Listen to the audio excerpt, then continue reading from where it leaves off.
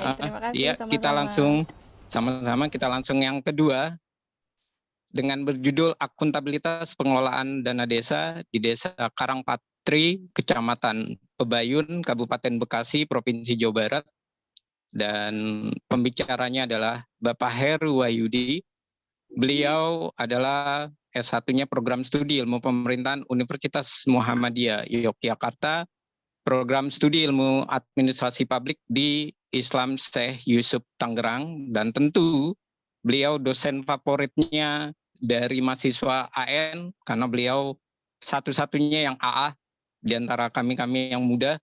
Ya, dipersilakan kepada Pak Heru Wahyudi untuk memaparkan presentasinya.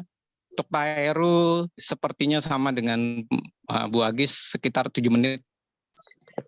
Baik, terima kasih sebelumnya Bapak Efrija selaku moderator. Dan untuk Mbak Agis luar biasa ya, karena paparannya sangat rinci. Dan untuk yang kedua mungkin lebih formal ini Pak Efrija. Sebelumnya terima kasih kepada yang terhormat Bapak Sigit Pamungkas yang sudah memberikan materi paparan terkait dengan good governance. Kemudian kepada yang terhormat Bapak Yusuf Farhan selaku Dekan FISIP Universitas Sutomo, kemudian kepada para kaprodi, baik administrasi negara ataupun ilmu pemerintahan, serta para dosen, mahasiswa, dan para peserta yang hadir di acara seminar Paul F. Popper. Jadi saya berikan gambaran dulu dari screenshot-nya ya. Ya, silakan.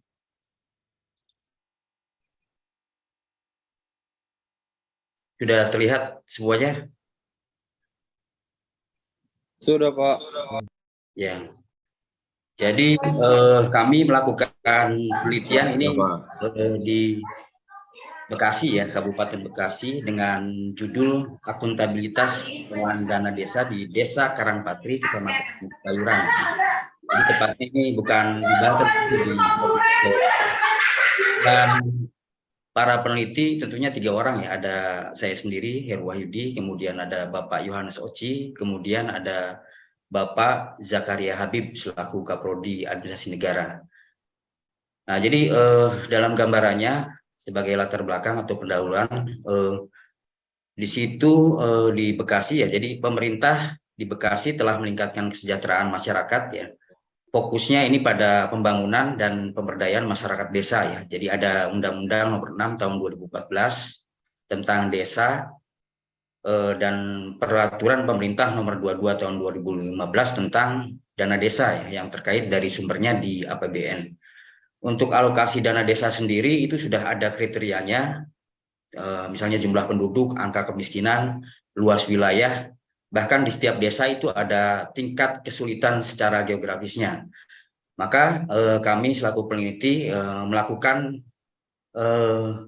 faktor dari ketersediaan prasarana dan pelayanan desa, kondisi infrastruktur, dan aksesibilitas serta transportasi. Kemudian di sana kepala desa dan aparatur desa juga punya kemampuan ya. Jadi perlu kemampuan untuk mengelola dan menggunakan anggaran berdasarkan dari permasalahan yang tentunya dihadapi oleh masyarakat pedesaan. Akuntabilitas terutama di para aparaturnya ya, itu prinsip yang menentukan bahwa setiap kegiatan dan hasil akhir kegiatan penyelenggaraan pemerintah desa harus dipertanggungjawabkan tentunya kepada masyarakat desa sesuai dengan ketentuan peraturan perundang-undangan. Nah, jadi dasarnya akuntabilitas publik itu ada akuntabilitas secara atas atau vertikal, ya, otoritas, kemudian ada akuntabilitas kepada masyarakat yang disebut sebagai horizontal. Nah, jadi sebagai gambaran pendahuluan ini ya, intinya jadi atau benang merahnya ya, Desa Karangpatri atau Kabupaten Bekasi, Jawa Barat itu memiliki persoalan terutama dalam pembangunan infrastruktur seperti jalan desa, irigasi untuk persawahan. Kemudian yang kedua ya, jadi alokasi dana desa di sana itu belum mencukupi ya, karena adanya penundaan dan penyelesaian pembangunan di Desa Karangpatri. Maka tujuan kami untuk melakukan penelitian di Desa Karangpatri Bekasi ini ya, mengkaji akuntabilitas atau pertanggungjawaban pengelolaan dana desa di Desa Karangpatri. Fokusnya itu pada pembangunan dan pemberdayaan. Juga kami juga melihat alokasi dana desanya itu bagaimana ya, tentunya menggunakan dengan skala prioritas. Tujuan penelitian kami di situ yang kalian lihat ya, ada berbagai macam permasalahan yang dihadapi oleh kepala desa, misalnya dalam mewujudkan akuntabilitas permasalahan terutama dalam pengelolaan dana desa ya. Jadi sebagai gambaran sebenarnya ada 3 poin ya. Ada 3 poin. Pertama, mekanisme pengelolaan dana desa dan prinsip akuntabilitas. Jadi kami menjelaskan bagaimana mekanisme pengelolaan dana desa di Desa Karangkitri di Kecamatan Pebayuran ya. Kemudian mengidentifikasi prinsip-prinsip akuntabilitas yang harus diwujudkan dalam pengelolaan dana desa. Kemudian yang ketiga, meneliti bagaimana dana desa di Desa Karangpatri itu dapat dikelola secara akuntabel sehingga mencapai prinsip-prinsip sesuai dengan kebijakan yang tadi sudah digambarkan dalam pendahuluan. Poin yang kedua, ada hambatan dalam mewujudkan akuntabilitas pengelolaan dana desa, seperti mengidentifikasi apa saja hambatan yang sering dihadapi oleh kepala desa Karangkitri, terutama dalam mewujudkan akuntabilitas pengelolaan dana desa. Kemudian menganalisis faktor-faktor yang menyebabkan hambatan tersebut, menyoroti tantangan yang khusus dihadapi oleh kepala desa dan apa upaya aparatur desa dalam menghadapi hambatan tersebut. Kemudian di dalam tujuan poin ketiga, bagaimana upaya kepala desa Karangpatri dalam meningkatkan akuntabilitas pengelolaan dana desa tersebut. Misalnya mengetahui upaya yang dilakukan oleh Kepala Desa Karangpatri untuk mengatasi berbagai hambatan dalam mewujudkan akuntabilitas pengelolaan dana desa. Kemudian menganalisis efektivitas dan hasil dari upaya-upaya tersebut. Bagaimana memberikan contoh konkret tentang langkah yang diambil oleh Kepala Desa Karangpatri dalam meningkatkan akuntabilitas pengelolaan dana desa. Metode penelitian yang kami lakukan itu ada jenis penelitiannya berdasarkan pendekatan dari kualitatif, kemudian data kualitatif ya. Kemudian lokasi penelitian itu di Desa Karangpatri, Kecamatan Pebayuran, Kabupaten Bekasi, Provinsi Jawa Barat. Sumber penelitian yang kami lakukan itu deskripsi detail tentang situasi, kegiatan, peristiwa, ya, langsung dari orang-orang berpengalaman, kemudian ada cuplikan dokumentasi, bahkan deskripsi, ya. Jadi deskripsi yang digambarkan. Teknik pengumpulan data itu dengan studi pustaka, studi lapangan, kemudian mengkaji teori-teori dan regulasi terkait. Studi lapangan ini tentunya dilakukan dengan observasi, kemudian wawancara dan hasil dari dokumentasi. Dan yang terakhir dari metode penelitian kami itu menelaah data dari berbagai sumber, misalnya dari pengamatan, dokumen, gambar, serta foto-foto yang dilakukan. Jadi waktu penelitian kami itu dilakukan dari Oktober tahun 2022 sampai dengan tahun 2023. Maka yang terakhir ya, jadi sesuai dengan aturan slide di Unsud dan Unpam itu ada 5 slide ya Pak Moderator. Ya. Maka di sini ada analisis ya, analisisnya tentunya mengacu kepada undang-undang peraturan yang dijadikan sebagai payung hukum teruntuk untuk dana desa dan penyalurannya. Kemudian dari analisis juga pengelolaan keuangan desa, jadi banyak yang harus digarisbawahi, jadi harus mengedepankan prinsip transparansi, akuntabilitas, dan partisipasi masyarakat. Kemudian di analisis yang ketiga tentang daerah di desa tersebut ya, jadi masyarakat desa itu harus juga ya memiliki kemandirian dalam perumusan program pemerintahan pembangunan. Sedangkan pemerintahan tentunya harus juga ya, jadi gambarannya di sini ada harus menerapkan akuntabilitas publik sebagai respon terhadap masyarakat, tentunya terhadap penyelenggaraan pemerintah yang baik atau good governance. Itu hasil analisisnya, dan maka kami sebagai peneliti menyimpulkan bahwa ada hambatan-hambatan dalam mewujudkan akuntabilitas tentang pengelolaan dana desa. Kemudian penggambarannya pemahaman masyarakat tentang dana desa, ya, kemudian kurangnya keterbukaan informasi terkait dengan penyaluran dana desa. Yang kedua dari kesimpulan kami, ya, pemerintah desa Karangpatri itu sudah berupaya meningkatkan akuntabilitas dengan melibatkan masyarakat, ya, misalnya dalam penyusunan dana abdes, ya. Tetapi ada yang harus dilakukan, ya, dalam bentuk evaluasi dan introspeksi, masukan, kritikan dari masyarakat terkait keterbukaan atau transparansi dan pertanggungjawaban penggunaan dana desa. Kemudian kesimpulan yang ketiga, keterbukaan informasi, misalnya LPJ penggunaan dana desa itu harus ditingkatkan, ya, sebagai bagian dari akuntabilitas pengelolaan dana desa. Dan pada dasarnya sebenarnya pemerintah desa di Karangpatri itu sudah melakukan sosialisasi dan sebagainya, hanya saja pemahaman masyarakat itu perlu ditingkatkan. Jadi itu saja yang kami gambarkan secara ringkas, Pak Moderator. Oke. Terima kasih. Assalamualaikum warahmatullahi wabarakatuh. Waalaikumsalam warahmatullahi wabarakatuh.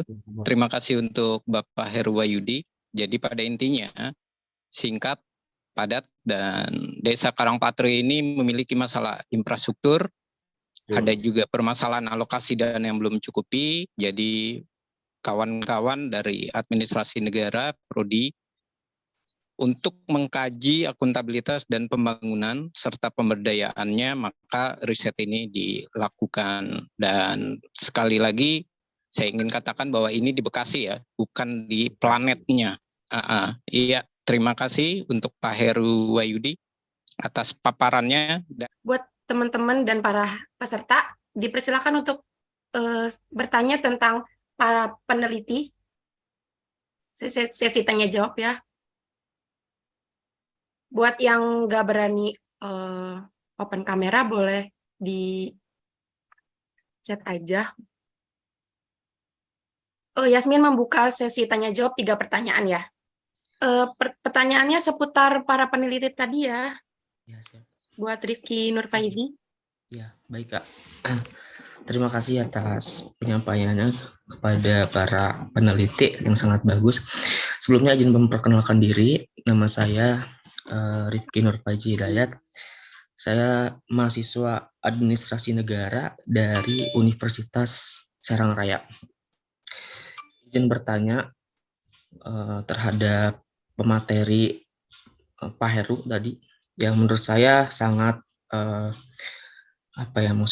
saya agak ketertarikan terkait materinya. Yang pertama tentang akuntabilitas dan transparansi, yang dimana pada hari ini adalah pada pemerintahan kali ini adalah transparansi dan akuntabilitas itu sangatlah sulit untuk dijangkau oleh masyarakat, tentunya dalam sistem keuangan. Tetapi ada undang-undang KIP, keterbukaan informasi publik, yang dimana itu harus dilaksanakan oleh para pejabat yang sekarang. Pertanyaan saya, bagaimana cara menindaklanjuti terhadap instansi-instansi yang tidak mau melakukan akuntabilitas dan transparansi kepada publik? Terima kasih. Terima kasih buat Kak Rifki Nurfaizi. Boleh Pak Heru langsung dijawab aja, Pak. Pertanyaan dari Kak Rifki Nurfaizi, salah satu mahasiswa dari Universitas Serang Raya, ya, Kak. Terima kasih, Kak, telah bergabung. Ya, terima kasih kepada Rifki Nurfaizi atas pertanyaannya, ya. Jadi memang pertanyaannya sangat berhubungan dengan prodinya, ya. Jadi bagaimana cara menindaklanjuti akuntabilitas dan transparansi, ya.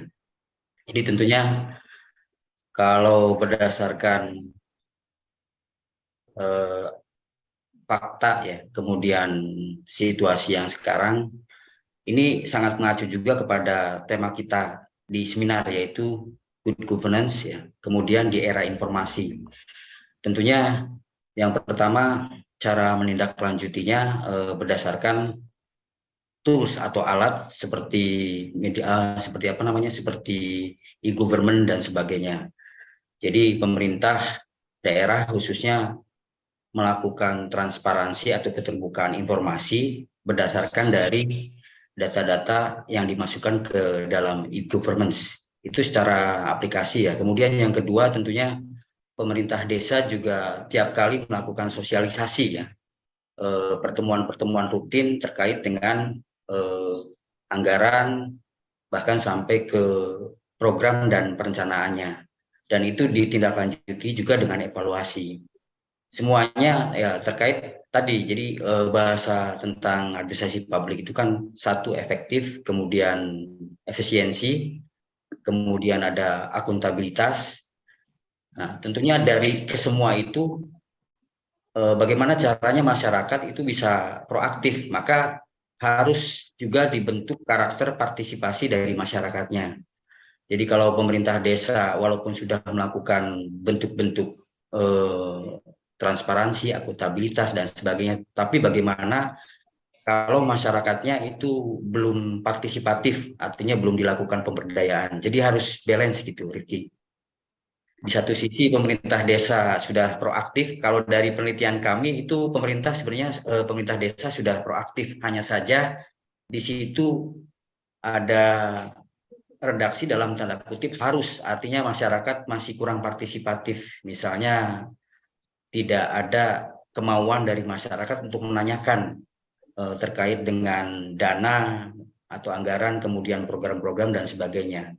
Jadi harus ada keseimbangan. Jadi singkatnya itu saja, Ricky. Baik, terima kasih Pak telah menjawab pertanyaan dari Kak Rifki. Bagaimana Kak Rifki menjawab pertanyaannya? Boleh ini nggak maksudnya berlanjut lagi? Boleh? Boleh, 2 menit ya Kak. Oke, siap. Ya Pak, terima kasih atas jawabannya. Tetapi gini Pak, terkait Undang-Undang KIP, Undang-Undang keterbukaan informasi publik, saya pernah mengalami mungkin itu 1 atau 2 instansi Pak. Dan 1 atau 2 instansi itu pas saya tanyakan terkait transparansinya, saya ingin mengetahui saja gitu maksudnya. Tetapi mereka tertutup dan bahkan menggiring saya untuk apabila kamu menanyakan, apabila ini sifatnya tertutup, apabila kamu mengetahui dan kamu menyebarluaskan, kamu akan dihukum gitu. Padahal kita juga mempunyai payung hukum juga gitu tentang keterbukaan informasi publik dan itu hak masyarakat untuk menagihnya gitu Pak. Bagaimana Pak Undang-Undang KIP ini apakah sudah diimplementasikan atau belum Pak di Indonesia? Terima kasih. Ya sebenarnya medianya kan sudah dibuka ya untuk pengaduan. Misalnya ada ombudsman ya yang lebih tinggi, kemudian sampai ke apa namanya, ke kelompok-kelompok yang merupakan perwakilan dari masyarakat, dan tentunya itu dipublikasikan misalnya dengan ranah-ranah di media. Nah terkait dengan kasus per kasus kan kita sudah lihat ya, misalnya kasus yang hangat sekarang itu di daerah mana, di daerah Jawa Barat ya, di Jawa Barat yang sekarang itu dekat dengan Ciamis ya. Jadi ada salah satu ASN yang mengadukan kepada pihak terkait tentang transparansi. Kemudian dari pemerintahnya sendiri memanggil ya yang bersangkutan. Nah tentunya tergantung dari daerahnya ya. Jadi ketika warga mengadukan kepada pemerintah desa, tetapi pemerintah desa kemudian mengetahui informasi tersebut, padahal warga ingin tahu transparansi, tapi kenyataannya pahit gitu ya. Nah, maka jalan yang tentunya kita lihat itu tergantung dari kota atau daerahnya. Misalnya ada kota atau daerah yang sudah melaksanakan program-program seperti dalam bentuk e-government, dalam bentuk digital ya, digital misalnya di Bandung ataupun di Surabaya, itu sudah tentunya dari pemerintah daerah sampai ke tingkat terkecil sudah sinkron gitu, bahkan sudah ada advokasinya. Ya, jadi kalau kesimpulan Bapak itu tergantung dari politik pemerintah daerahnya. apalagi pemerintah desa yang sangat riskan untuk mempublikasikan. Nah, cuma pengaduan-pengaduannya kan sudah ada ya, misalnya ombudsman dan sebagainya. Jadi tergantung tadi, satu akuntabilitas pemerintah daerahnya, yang kedua partisipatif masyarakat, dan ada advokasi tentunya. Karena ya tidak semua daerah, terutama pemerintah daerah atau desa yang mau terbuka untuk masalah dana-dana, kemudian kebijakan dan sebagainya. Jadi kata kuncinya tergantung dari political will pemerintah daerah bahkan desa untuk sama-sama menyeimbangkan bagaimana kebijakan publik bahkan pelayanan itu bisa sempurna. Itu saja, Rifki.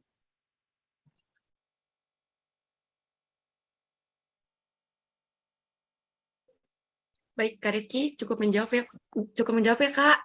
Cukup. Terima kasih banyak. Terima kasih banyak, Kak.